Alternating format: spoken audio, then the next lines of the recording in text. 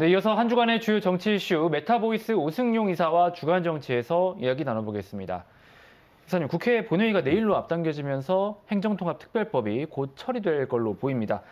특별법이 통과되면 이제 정말로 전남 광주 특별시가 출범하게 되는 건데 남은 과제는 뭐가 있을까요? 일단 이달 중 본회의 처리 가능성이 매우 높기 때문에 현실적으로 행안위 안에서 진전된 결과를 기대하기는 힘들어 보입니다. 다만 20조 교부금이 기존 사업 연동이 아닌 순증 예산으로 확보하는 부분, 그리고 정부 강행 조항이 임의 조항으로 바뀐 부분들을 복원하는 부분, 그리고 인허가권 관련해서 중앙정부와 사전 협의 부분들을 최대한 얼마나 삭제할 수 있는가가 관건이 될 것 같습니다. 네, 광주 전남과 대구 경북 통합이 상당히 순조로운 가운데 대전 충남은 진통이 꽤 있습니다. 이와 관련해서 정청래 민주당 대표가 오늘 국민의힘 장동혁 대표에게 회담을 제안하기도 했는데 행정통합이 정치권의 중요 이슈로 떠오르는 양상이죠. 네, 그렇습니다.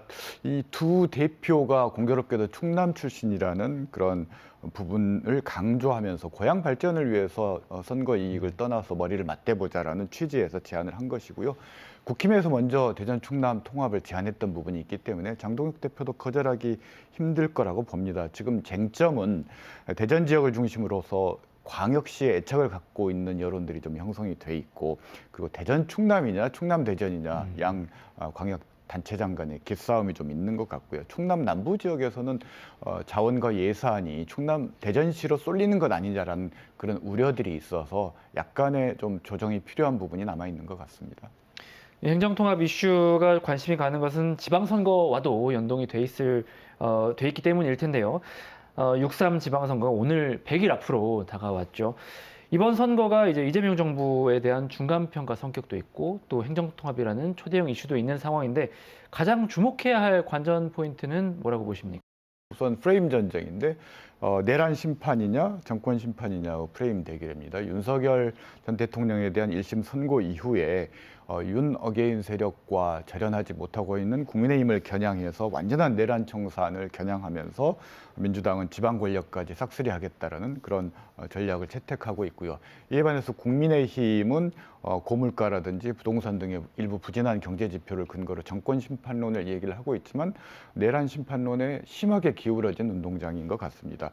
행정 통합이 낳은 거대한 선거구와 공천 대격변도 주목해야 될 포인트인데요. 네. 특히나 광주 전남 지역 같은 경우는 대통령과 국정 철학을 공유하는 중량급 인사 출연 기류가 감지되고 있기 때문에 이를 어떻게 민심이 받아들일까 이런 부분도 좀 주목해서 봐야 될 것 같습니다.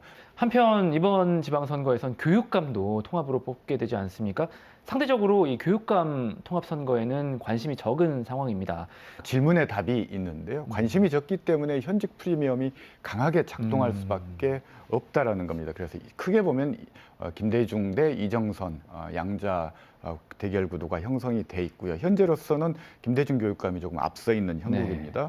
그리고 통합교육청사의 위치라든지 그리고 인사권 등 세부 사항에서 아무래도 현직이 좀 더 현실적인 얘기를 할 수밖에 없기 때문에 우위를 점할 수밖에 없을 것 같고 전교조 진영의 단일화의 파급력은 그렇게 높아 보이지는 않습니다. 마지막으로 교원 인사 불안 문제와 광역 학군제 도입의 경우는 교직원들이라든지 실질적으로 유권자들에게 가장 민감한 이슈이기 때문에 선거 과정에서 마지막까지 쟁점이 될 것 같습니다. 기초단체장 선거 역시 곳곳이 격전지로 거론이 되고 있습니다. 특히 민주당과 조국혁신당의 합당이 무산되면서 기초단체 단위에서는 경쟁이 좀 예상되고 있는데 주목할 만한 격전지는 어디로 보고 계십니까? 주목해서 볼 부분은 전남 동부권 지역인데요. 이 지역 여수 담양 지역을 중심으로 해서 조국혁신당의 동부권 벨트가 형성되고 있는데 이 점에서 노관규 순천시장의 선택이 주목을 받을 수밖에 없을 것 같고 조국혁신당의 동부권 벨트를 완성할 수 있느냐 현 수준에 그치느냐를 결정할 것 같습니다. 일단 민주당 공천 지역에서 여성 선거구나 단수 후보 공천 지역에 조국당의 자객 공천도 좀 관심을 가지고 주목해서 지켜봐야 될 것 같고요. 민주당 내부에서 이른바 4년 전에 품앗이 공천 뭐 이런 것들이 좀 있었는데 이런 것들을 연상케 하는 정실 공천이라든지 후보 간의 갈등이 격화된다면 제3당의 반사 이익도 기대해 볼 수 있는 부분들이 있는 것 같습니다.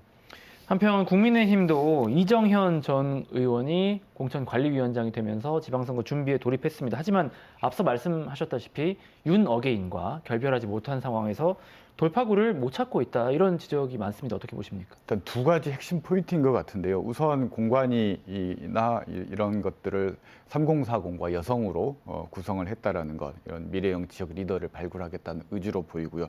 두 번째로는 이정현 공관위원장이 당보다 경쟁력이 낮은 현역은 정리하겠다라고 이야기를 하면서 일단 윤 어게인 논란에 매몰된 당의 이미지를 능력 있는 젊은이 현역 컷오프를 통해서 돌파하려고 하는데 본진이 엉망인데 구원진들 제대로 기능을 할 수 있을지 상당히 걱정이 됩니다.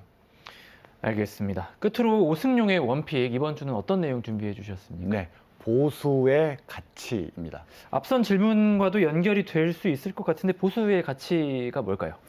보수 이념은 현존하는 사회 질서를 유지하는 데 더 가치를 부여하는 것이고요. 그런데 국민의힘은 묘하게도 현존하는 헌정 질서를 무너뜨리려고 했던 사람과 절연하지 못하고 오히려 보수의 적을 옹호하고 있는 그런 상황이라고 할 수 있을 것 같습니다. 이를 계승하자는 세력과 절연하지 못하고 이를 내쫓자라고 하는 사람을 오히려 내쫓는 그런 형국.